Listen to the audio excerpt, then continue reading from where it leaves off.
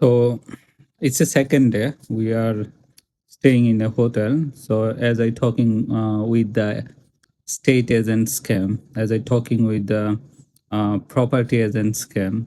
So what they did, like as I said to my last video, I mean, there's a part one video there I said যে যেটা হচ্ছে ওরা আমাদেরকে property view দেখিয়েছে, আমাদের কাছ থেকে ডিপোজিট নিয়েছে। ডিপোজিট নেওয়ার পর একটার পর একটা ডেট চেঞ্জ করেছে যে আমাদেরকে আজকে দেবে, কালকে দেবে। But there is no solution. ওরা যেটা বলতেছে যে প্রপার্টিতে আজকে এই প্রবলেম, কালকে ওই প্রবলেম, আজকে বয়লার কাজ করছে না। নেক্সট ডে তে বলতেছে যে কার্পেট চেঞ্জ করতে হবে। দেন there are so many issues. ওরা একটা না একটা ইস্যু ক্রিয়েট করে আমাদেরকে ওই প্রপার্টিটা আর হ্যান্ডওভার করতে পারে নাই। So end of this month যেটা হচ্ছে 31 আমাদের ছিল লাস্ট ডে। আমরা যে লাস্ট প্রপার্টিতে ছিলাম সেটা থেকে অ্যাজ উই আর কমিটেড এবং ওই ভদ্রলোকও আরেকটা ফ্যামিলিকে ভাড়া দিয়ে দিয়েছে। So there was no way আমরা ওই প্রপার্টিতে থাকার আর কোনো উম লজিক আমি দেখি না। যেহেতু অন্য একটা ফ্যামিলিকে উনি কথা দিয়ে দিয়েছে। ওরাও ওই বাসা তাদের প্রিভিয়াস যে বাসা ছিল সেটা ছেড়ে চলে আসছে। সো এইটা আসলে একটা ইনহিউম্যানিটি হয় যদি আমরা ওইখানে থাকি। কারণ তাদের কোনো ওয়ে নাই। তারাও আবার কোথায় যাবে? সো বাধ্য হয়ে আমরা আমাদের লাস্ট প্রপার্টিটা ছেড়ে আসছি। আর নতুন নতুন যে প্রপার্টিটাতে আমাদের মুভ করার কথা ছিল, সেটা তো আমি বলেইছিলাম যে উম একটা স্টেট এজেন্ট থেকে নেওয়া বা একটা এজেন্সি থেকে নেওয়া ছিল। যারা সার্ভিসের দিক থেকে ভেরি, ভেরি পুর। ওদের সার্ভিসের এদের সার্ভিসের এজ বলতে নাই। আর বিহেভিয়ার তো মাই গুডনেস! সো এদের বিহেভিয়ারও অনেক problem. They don't have any manner. আর ওরা যে স্ক্যামটা আমাদের সাথে করেছে, আমাদের কাছ থেকে অ্যাডভান্স নেওয়ার পর আমাদেরকে বাসা বা প্রপার্টি দেখানোর পরও আমাদেরকে ওরা হ্যান্ডওভার করতে পারে নাই। কারণ শেষের দিকে আমরা ফিগার আউট যেটা করছি, এটা হচ্ছে there is a conflict between the state agent and the owner. আ যে বাড়ির মালিক এবং যে এজেন্সি ব্র্যান্ড দিয়ে থাকে বা এগুলো ম্যানেজ করে থাকে তাদের এবং ওনাদের মধ্যে there was a some conflict. So ওই কনফ্লিক্ট এর কারণে ও আ ল্যান্ড ওনার ওকে কি প্রোভাইড করে নাই বা অথরিটি দেয় নাই যে আ বাসাটা হ্যান্ড ওভার করার জন্য। সো এদের ল্যান্ড ওনার এবং স্টেট এজেন্ট এই ২ জনের প্রবলেমের কারণে আমাদেরকে হচ্ছে সাফার করতে হইছে একটু। I mean যেখানে আমাদের আ মুভ করার কথা ছিল আমাদের নিউ প্রপার্টিতে, আমরা এখন মুভ করেছি হচ্ছে একটা হোটেলে মুভ করেছি। আজকে হচ্ছে আমাদের 2nd ডে এখানে।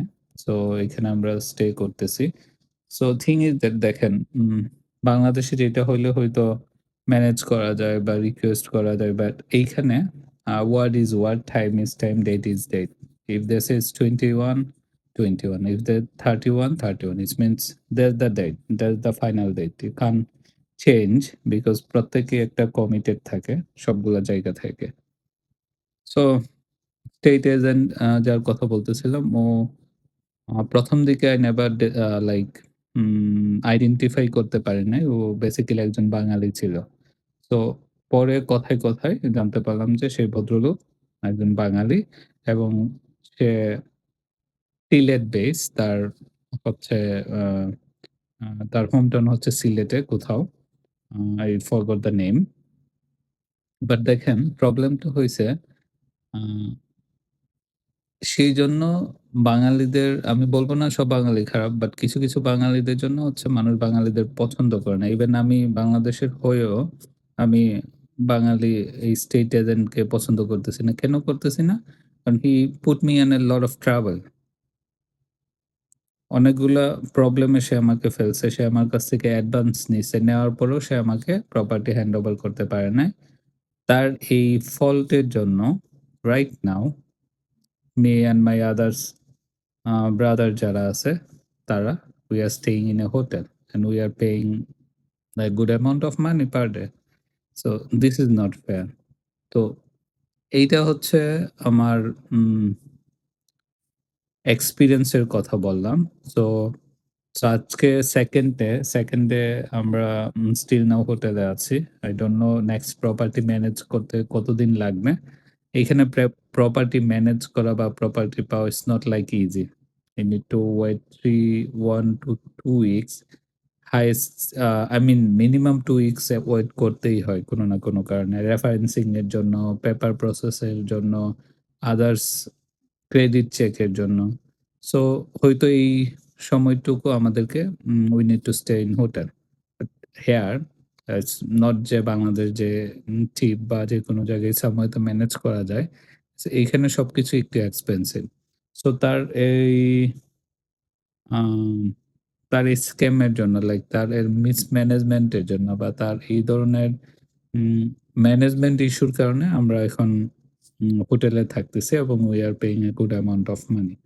তো সেইজন্যই আমি বললাম যে বা আমি শেয়ার করতে চাচ্ছিলাম যে আপনারা যখন বাসা নেবেন বা সিলেক্ট করবেন ডেফিনিটলি স্টেট এজেন্ট দেখে নিবেন। আর আগে থেকেই কথা ক্লিয়ার কাট করে নেবেন। যাতে ইন ফিউচারে তারা প্রবলেম না ক্রিয়েট করতে পারে। আর অবশ্যই স্টেট এজেন্ট যখন নেবেন রেপুটেশন দেখে নিবেন। ভালো একজনকে দেখে নিবেন। আমি প্রিফার করব যে আপনি যদি কোন হোয়াইট দেখে নেন, আপনি যদি কোন ইন্ডিয়ান দেখে নেন, even Indian some Indian are very good. আমরা যে লাস্ট প্রপার্টিতে ছিলাম উনি একজন ভদ্রলোক একজন ইন্ডিয়ান ছিলেন। He was very good. He considered lot of things for us last 1.5 years A.